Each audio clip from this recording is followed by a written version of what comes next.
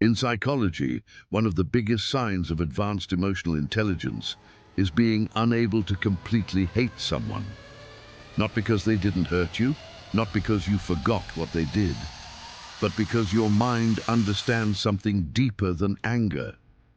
Let me explain. Most people think emotional strength means being tough, cold, unaffected. They believe hating someone proves power, that anger is a shield. But psychology shows the opposite. Hate is not strength. Hate is unprocessed emotion.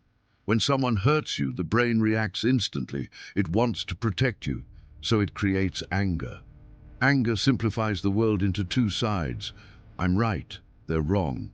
That simplification feels good. It gives clarity, it gives relief, but it's also shallow. Emotionally intelligent people don't stay there. When your emotional intelligence grows, something strange happens. You still feel pain, you still feel anger, but you also start seeing layers. You begin to notice patterns. You realize that people don't wake up trying to be villains. They act from fear, from insecurity, from unhealed wounds they never dealt with.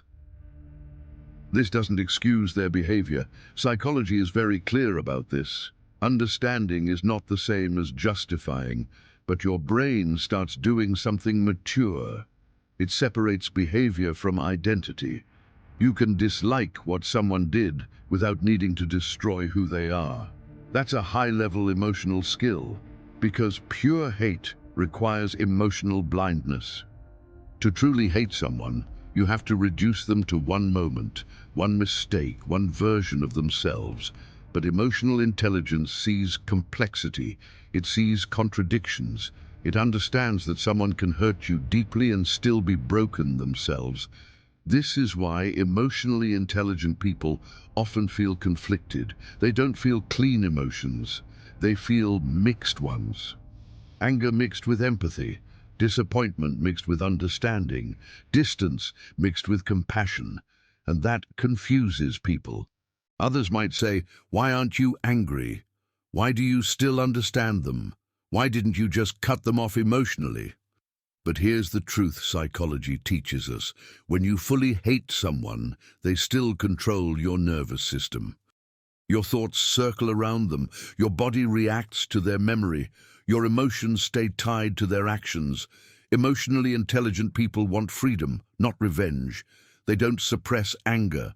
They process it, they sit with it, they analyze it. They ask uncomfortable questions like, why did this affect me so deeply? What boundary was crossed? What part of me needs healing? And once anger is processed, it transforms, not into love, not into closeness, into clarity.